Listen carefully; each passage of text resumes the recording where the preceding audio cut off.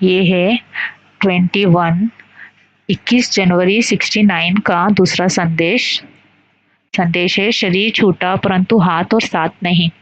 सभी अव्यक्त मूर्त हो बैठे हो, अव्यक्त रूप में रहते, अव्यक्त स्थिति में रहना है।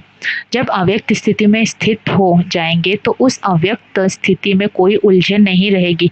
वर्तमान समय चल रहे सभी पाठ आप बच्चों को अति शीघ्र अव्यक्त बनाने के साधन है। डगमग होने की जरूरत नहीं। शुरू में यह की स्थापना भी अनायास ही हुई थी। जब आप शुरू में यज्ञ की स्थापना में आए थे तो आप सभी से निश्चय के पत्र लिखाए थे। यही निश्चय लिखाते थे कि अगर ब्रह्मा चला जाए तब भी हमारी अवस्था, हमारा निश्चय अटल रहेगा। वह निश्चय पत्र याद है? निश्चय उसको कहा जाता है जिसमें किसी भी प्रकार का, किसी भी स्थिति अनुसार विघ्न के समय संशय नहीं आता। परिस्थितियां तो बदलनी ही है, बदलती ही रहेंगी, लेकिन आप जैसे गीत गाते हो ना, बदल जाए दुनिया न बदलेंगे हम, तो ऐसे ही आप सभी निश्चय बुद्धि आज के संगठन में बैठे हुए हो।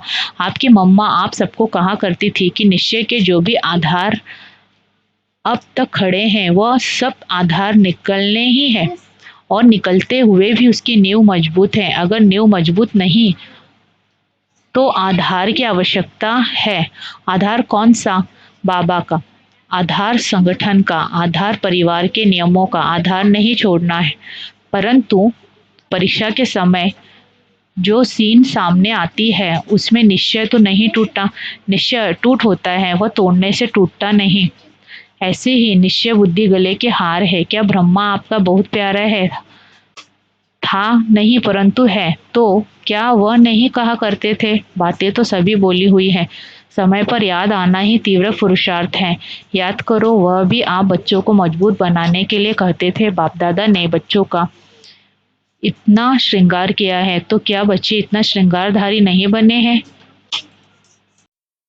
ऐसा समय आएगा जो इस बाप दादा के श्रृंगार को याद करेंगे, तो अभी वह समय है। पहले तो वह अपने को निरंकारी नम्रचित कहते हुए कई बच्चों को यह सुनाते थे कि मैं भी अभी संपूर्ण नहीं बना हूँ, मैं भी अभी निरंतर देही अभिमानी नहीं बना हूँ। लेकिन आपने अपने अनुभव के आधार से 3-4 मास के अंदर ध्यान दिया होगा, सम्मुख मिलने का सौभाग्य प्राप्त हुआ होगा, तो अनुभव किया होगा कि यह ब्रह्मा अब साकारी नहीं लेकिन अव्यक्त आकारी रूपधारी है। कुछ वर्ष पहले ब्रह्मा छोटी छोटी बातें सुनते थे, समय देते थे, लेकिन अब क्या देखा, इन छोटी छोटी बातों को न सुनने का कारण क्या था कि यह समय निरंतर याद में बीते। क्या आप बच्चों ने उनके तन द्वारा कभी नोट नहीं किया कि उनके मस्तक में सितारा चमकता हुआ नजर आता था?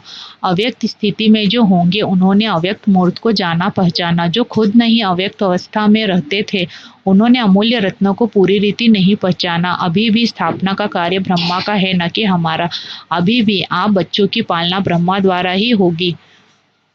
स्थापना के अंत तक ब्रह्मा का ही पाठ है। अभी आप सभी बच्चे सोचते होंगे कि ब्रह्मा द्वारा पढ़ाई कैसे होगी, यूं तो वास्तव में अवस्था के प्रमाण कैसे, क्योंकि क्वेश्चन उठना नहीं चाहिए।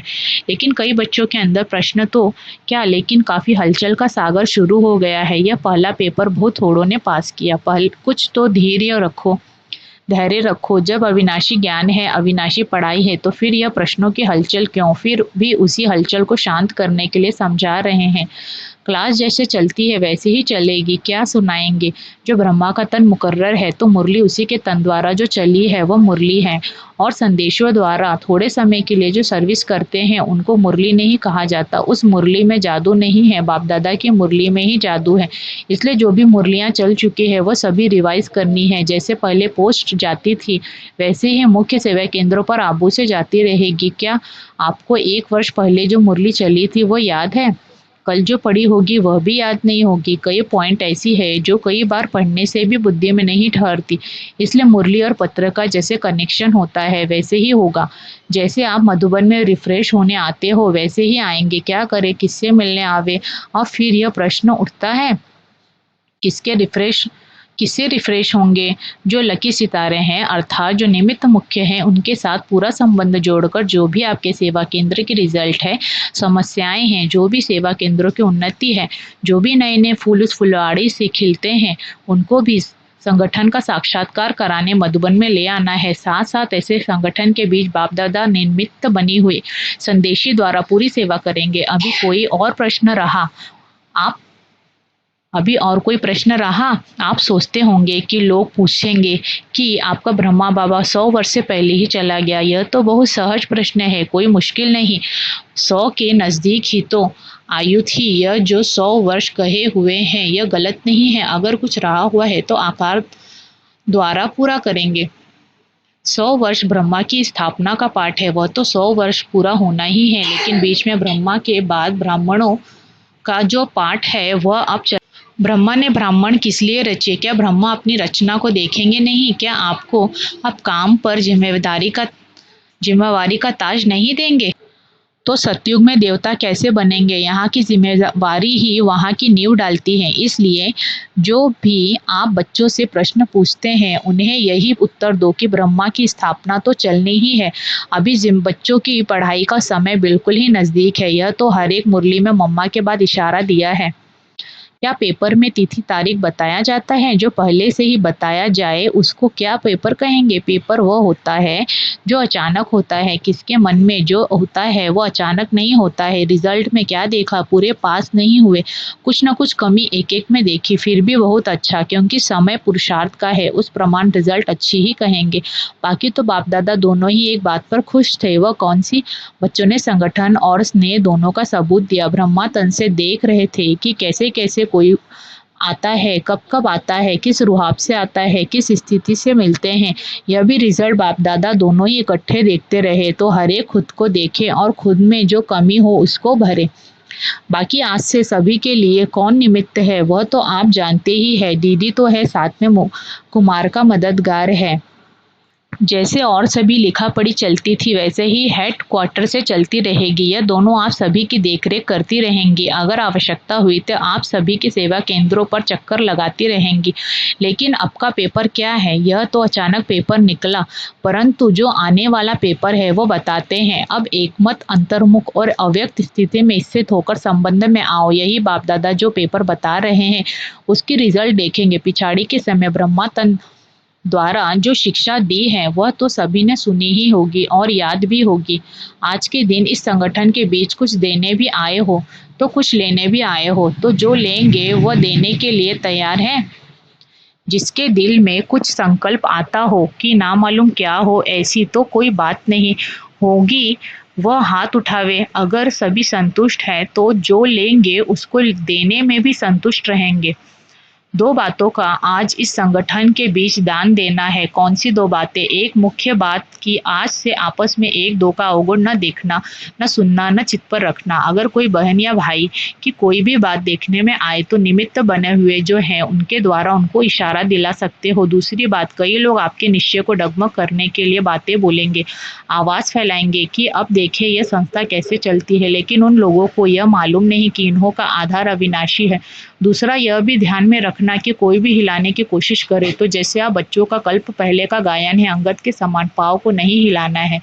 ऐसे निश्चय बुद्धि अटोल एक रस ही जो आने वाले लास्ट पेपर हैं उसमें पास होंगे। और ही ब्रह्मा द्वारा जो इतने ब्राह्मण रचे हैं तो क्या बाप के जब बच्चे बड़े हो जाते हैं तो बाप रिटायर नहीं होता? अब ऐसे समझो कि बाप रिटायर अवस्था में भी आपके साथ हैं। आप बच्चों के कार्य देखकर देखते रहेंगे, आप बच्चों को कार्य देकर देखते रहेंगे। शरीर छूटा परंतु हाथ साथ नहीं छूटा, बुद्धि का साथ हाथ नहीं छूटा, वह तो अविनाशी कायम रहेगा। यह 2 बातें जो सुनाई, एक डगमग न होने का दान देना, दूसरा अवगुण न देखने का दान देना। अगर सभी बच्चे यह ध्यान दे जबकि संकल्प कर चुके अर्थात दे चुके, संकल्प की हुई चीज कभी वापस नहीं ली जाती। अगर माया वापस लेने की कोशिश कराए भी तो यही यदि अपने ऊपर जांच होगी तो पास हो जाएंगे। अभी एक और बात आप सबके ध्यान पर दे रहे हैं। बाप दादा की लास्ट मुरली में जो शिक्षा मिली है कि यह ध्यान दीदार ज़्यादा चलाना, समय व्यर्थ गंवाना है, इसलिए यह नहीं होना चाहिए। ऐसे न हो संदेशों द्वारा सेंटर पर जो पाठ चले उसे आप चेक न कर पाओ, इसलिए यह निमित्त बनी हुई दीदी और कुमार का जिस संदेशी को मुकर्रर करेंगी उन्हों के द्वारा डायरेक्शन मिलेंगे। इस पाठ के लिए भी यह जिसको निमित्त बनाएंगे उस द्वारा ही रहस्य स्पष्ट होंगे। जैसे पिछाड़ी की मुरली में यह भी डायरेक्शन मिल था कि भोग के समय वैकुंठ आदि में जाना व्यर्थ समय गंवाना है, क्योंकि यह घूमना फिरना अब शोभता नहीं। अब तो निरंतर याद की यात्रा और जो शिक्षा मिली है उसे प्रैक्टिकल लाइफ में धारण करने का सबूत देना है। अगर ब्रह्मा बाबा के साथ स्नेह है तो स्नेह की निशानी क्या है?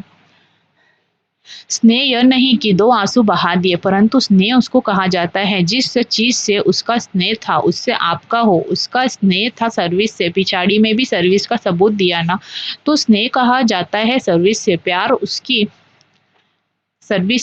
उसकी आज्ञाओं से प्यार। बाकी कोई भी ऐसा ना समझे कि ना मालूम बिना हम बच्चों की छुट्टी के साकार बाबा को वतन में क्यों बुलाया, लेकिन छुट्टी दिलाते तो आप देते। इसलिए ड्रामा में पहले भी देखा कि जो भी गए छुट्टी लेकर नहीं गए। इसलिए यह समझो कि ब्राह्मण कुल की ड्रामा में यह रस्म है, जो ड्रामा में नोंधी हुई है वह रस्म चली। यूँ तो समझते हैं कि आप सभी का बहुत प्यार साकार के साथ था, नहीं है भी। साकार के साथ था, नहीं है भी। प्यार नहीं होता तो इस सभा में कैसे होते? साकार में फॉलो करने के लिए इनका ही तन था, तो प्यार क्यों नहीं होगा? स्नेह था और है भी। यह बाप बच्चों की निशानी है। यह आप बाप बच्चों की निशानी है। इससे साकार भी वतन में मुकर्रर रहे हैं। इससे साकार भी वतन में मुस्कुरा रहे हैं। बच्चों का स्नेह है तो क्यों मेरा नहीं? लेकिन वह जानते हैं कि ड्रामा में जो भी पाठ होता है वह कल्याणकारी है, वह विचलित नहीं होते। वह तो संपूर्ण अचल अडोल स्थिर था और है भी। लेकिन आप बच्चों से 1000 गुना स्नेह उनमें जास्ती है। अब स्नेह का सबूत देना है, यह भी एक छिपने का खेल है। तो विचार सागर मंथन करो, हलचल का मंथन न करो। जो शक्ति ली है उनको प्रत्यक्ष में लाओ। भारत माता शक्ति अवतार अंत का यही नारा है। सन शोज फादर ड्रामा की नोंद कराएगी। साकार बाबा ने कहा मैं बच्चों से मिलन मनाने आऊंगा। अगर आज आ जाता तो बच्चे आंसू बहा देते। अच्छा, ओम शांति।